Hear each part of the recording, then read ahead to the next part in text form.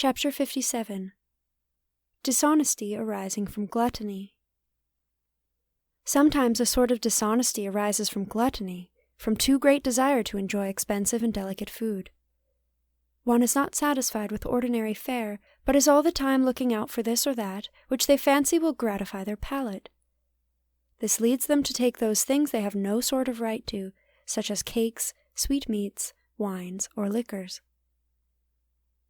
Many families who have such things cannot afford to make them common. They keep them in places not under the control of the servants, and for extraordinary occasions. Even the children of the house have no use of them, except by permission. Now it is of course entirely wrong secretly to get hold of and consume such things.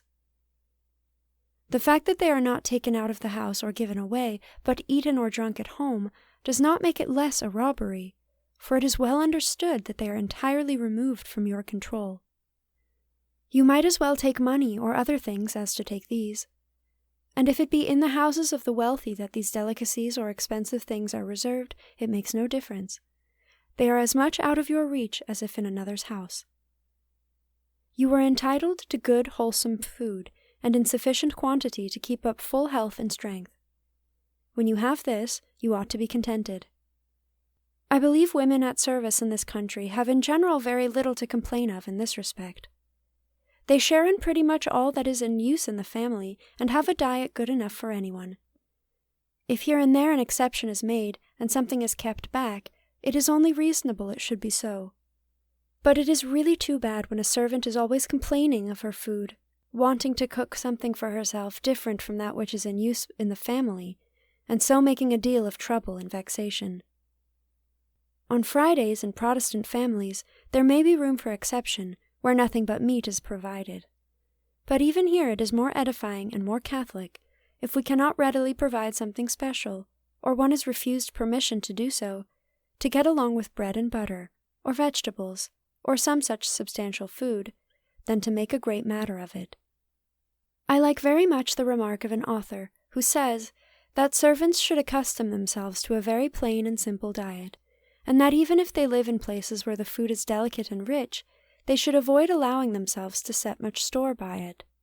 It may very well happen that after living on rich food for some time, we may be disgusted at having to take up with what is plainer and more suitable, and the servant turn up her nose at what the mistress is satisfied with. So you see this is good advice. Plain diet is best for everyone.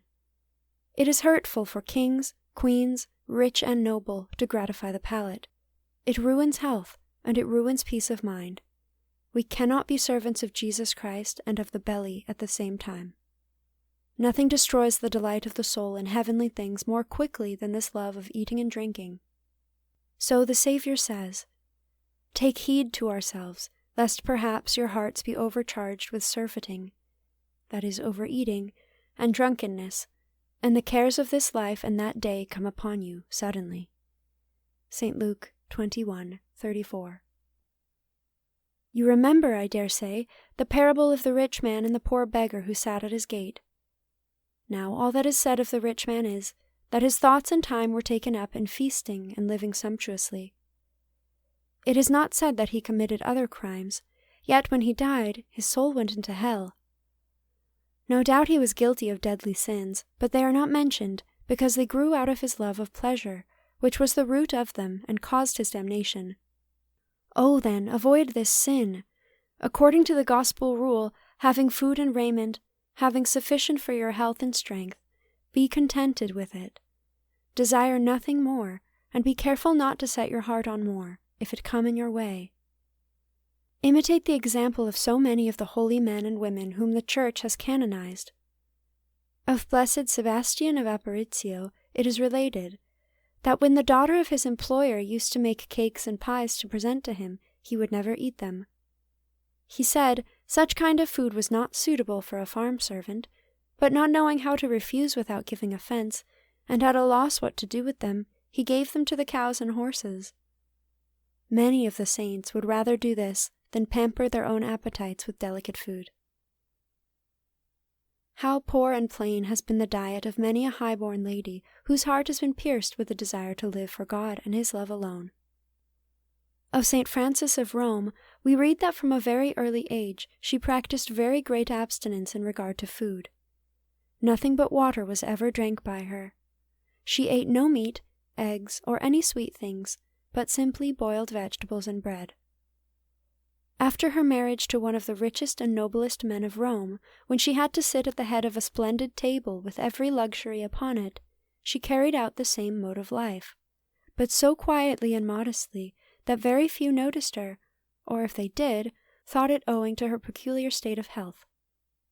Of another holy woman, Anne of Montmorency, of one of the best families of France, we know that for a long time she lived on what she could beg at the church door from day to day, then on a little bread and water which she got twice a week by begging, and at last on the wild fruits and vegetables she collected in the woods. How such examples ought to shame us who think so much on our stomachs and so little on the good of our souls. To sum up, then, be perfectly satisfied with a good and sufficient diet, no matter how plain it may be, and for the love of God, not lay dishonest hands on anything eatable or drinkable out of a spirit of gluttony.